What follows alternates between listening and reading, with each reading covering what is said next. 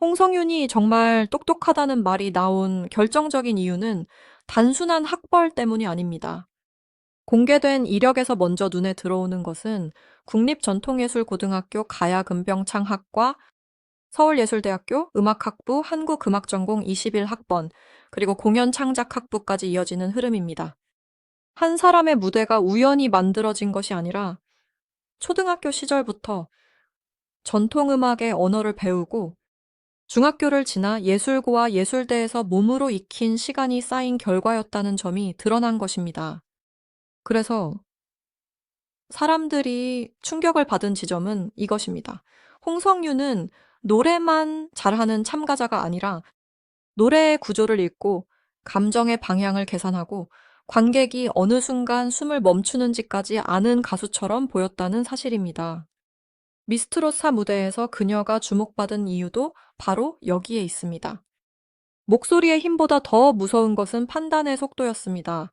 첫 소절에서 분위기를 잡고 중간에서 감정을 밀어올리고 마지막에는 과장하지 않고도 여운을 남기는 방식이 보통의 신인처럼 보이지 않았습니다.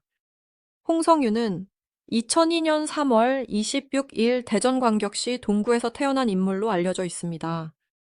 대전 천동초등학교와 대전 은어송중학교를 거쳐 국립전통예술고등학교에서 가야금병창을 배웠고 이후 서울예술대학교에서 한국음악을 전공했습니다.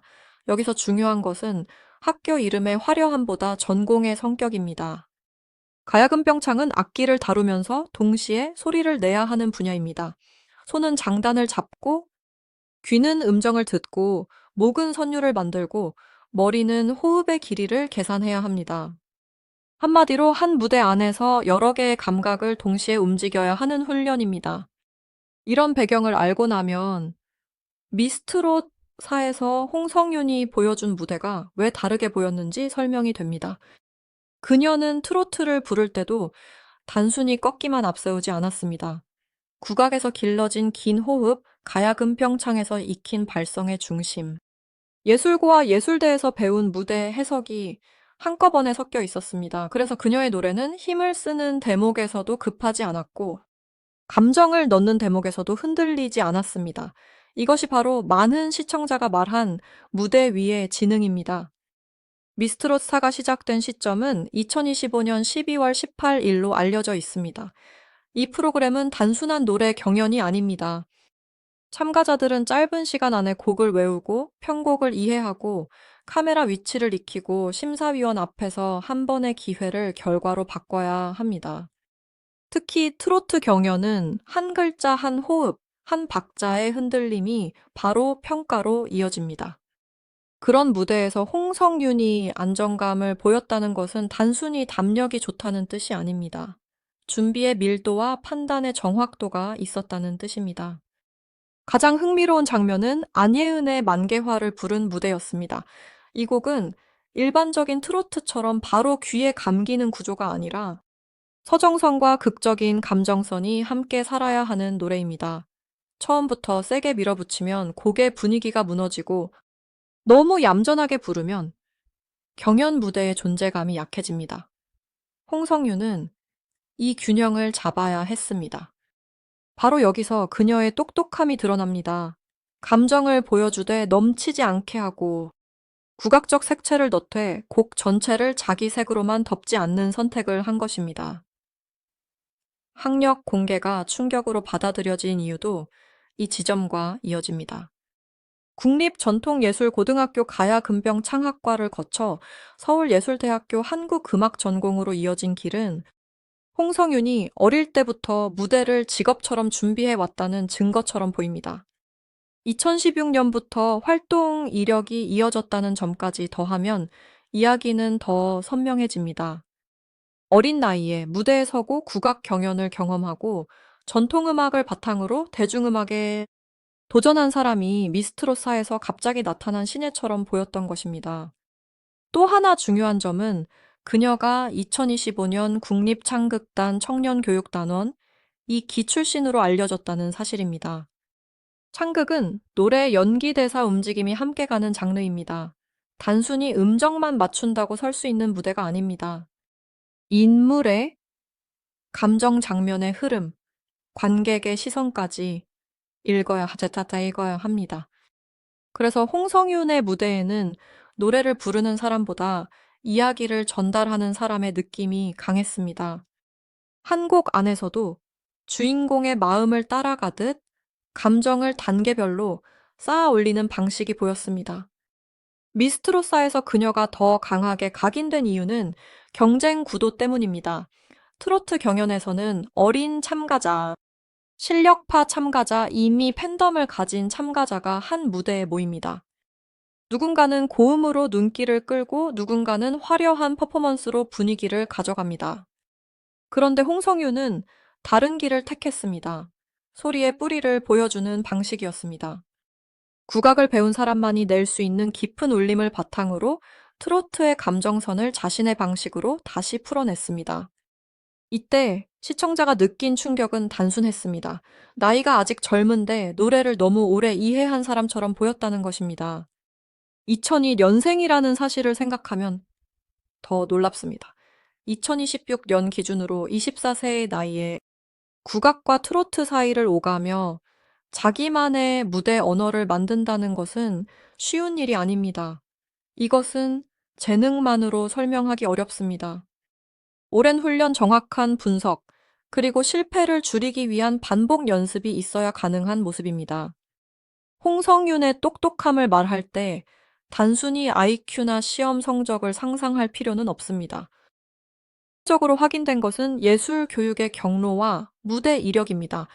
더 중요한 것은 그 이력을 실제 무대에서 어떻게 증명했느냐입니다.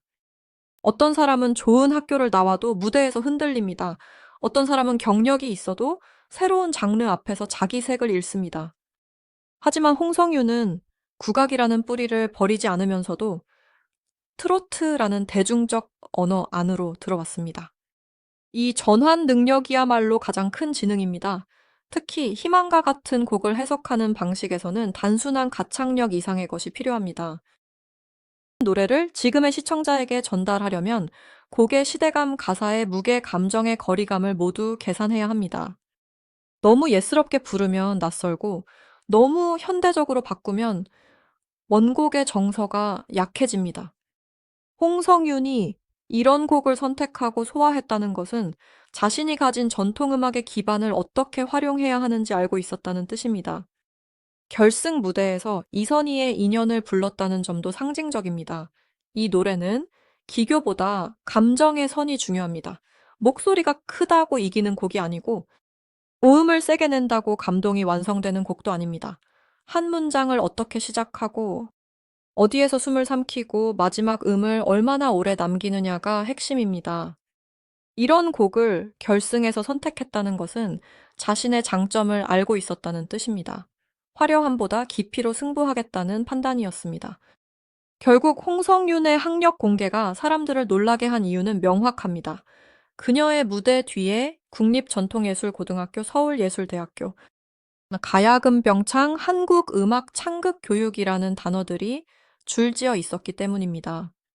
그리고 그 단어들이 단순한 프로필이 아니라 실제 무대에서 들리는 소리와 연결되어 있었기 때문입니다. 홍성윤의 노래에는 배운 사람의 정확함과 현장에서 버틴 사람의 감정이 동시에 있었습니다. 그래서 미스트롯사의 홍성윤은 그냥 노래 잘하는 참가자로만 남지 않았습니다. 그녀는 왜 공부한 무대가 강한지 보여준 사례가 되었습니다. 대전에서 시작된 한 소녀의 음악이 예술고와 예술대를 지나 전국 경연 무대에 올라왔고 그 과정에서 전통음악은 약점이 아니라 가장 강한 무기가 되었습니다. 학력은 배경이었고 무대는 증명이었습니다. 지금 홍성윤을 두고 얼마나 똑똑한가라는 질문이 나오는 이유도 여기에 있습니다. 그녀는 노래를 외운 것이 아니라 이해했고 감정을 흉내낸 것이 아니라 구조를 읽었고 무대에 선 것이 아니라 무대를 설계했습니다. 이것이 단순한 실력과 다른 지점입니다. 한 번의 경연에서 오래 기억되는 사람은 대개 목소리만 좋은 사람이 아닙니다. 자기 무기가 무엇인지 알고 그것을 가장 결정적인 순간에 꺼낼 줄 아는 사람입니다. 홍성윤은 바로 그런 참가자였습니다. 공개된 학력은 사람들을 놀라게 했지만 진짜 충격은 그 학력이 무대 위에서 그대로 들렸다는 점입니다. 가야금병창으로 단련된 호흡, 한국음악 전공으로 다져진 해석력 창극, 무대에서 요구되는 표현력, 그리고 미스트롯도 사라는 치열한 경연에서 버틴 집중력까지. 이 모든 것이 합쳐지며 그녀는 단순한 신인이 아니라 준비된 이야기꾼처럼 보였습니다. 여기서 반드시 짚어야 할 부분이 있습니다. 홍성윤의 지능을 말할 때 확인되지 않은 IQ 숫자나 과장된 성적표를 끌어올 필요는 없습니다. 오히려 그런 숫자보다 더 설득력 있는 증거는 이미 공개된 경로 속에 있습니다. 초등학교, 중학교, 예술고, 예술대, 국립창극단, 청년교육단원, 그리고 미스트롯 사까지 이어지는 선이 끊기지 않았다는 점입니다. 한 번 반짝한 참가자가 아니라 오랜 시간 같은 방향으로 자신을 훈련해 온 사람이라는 뜻입니다. 대전 천동초등학교에서 시작해 대전 은호송 중학교를 지나 국립전통예술고등학교로 간 과정은 단순한 진학이 아닙니다. 어린 시절부터 음악을 생활의 중심에 놓아야 가능한 선택입니다. 특히 가야금병창은 하루 이틀 흉내 낸다고 만들어지지 않습니다. 악기와 목소리가 따로 놀면 바로 티가 나고 장단이 흔들리면 전체 감정이 무너집니다. 그래서 이 분야를 배운 사람은 무대에서 자연스럽게 시간 감각이 예민해집니다. 언제 들어가고 언제 멈추고 언제 힘을 빼야 하는지 몸으로 알게 됩니다. 이 점이 트로트 무대에서 강점으로 바뀌었습니다. 트로트는 감정이 중요하지만 감정만 앞서면 촌스러워질 수 있습니다. 반대로 너무 계산적이면 마음이 전달되지 않습니다. 홍성유는 이 두 가지 사이를 잡으려 했습니다. 국악에서 익힌 깊은 발성과 트로트가 요구하는 대중적 전달력을 연결했고, 그 결과 낯설지만 설득력 있는 색깔을 만들었습니다. 이것이 그녀가 단순한 국악 출신 참가자로 소비되지 않은 이유입니다. 그래서 학력 공개라는 말이 단순한 호기심을 넘어서 큰 반응을 만든 것입니다. 시청자는 무대를 먼저 보고 놀랐고, 그 다음 이력을 보고 다시 놀랐습니다.